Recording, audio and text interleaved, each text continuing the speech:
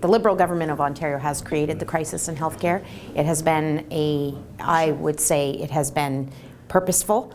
They have done this with a concerted effort to try to privatize services. So what they have done is underfunded hospitals for 9 years prior to this budget, and this is now 10 years of less than inflationary increases going to hospitals. Basically, the government's trying to buy, gone to the discount department store to try to buy a provincial election.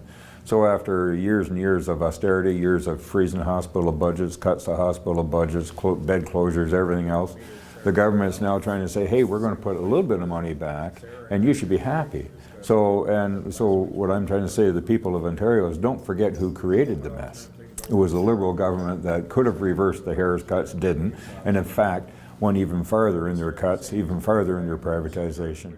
The jobs that are most vulnerable, the services that are most at threat to privatization are obviously services that make money.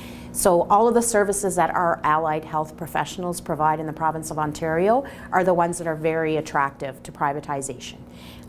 Medical radiation technology, any of those services, CTs, MRIs, ultrasounds, echoes, all of those are at threat of privatization in private clinics. Physiotherapy, there is a big push and a draw to get physiotherapy out of the hospitals and rehab services.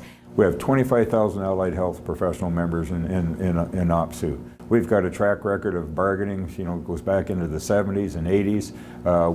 We have a sector that's devoted just to that sector. They got sector leadership. We're very active on the political scene. We're nonpartisan.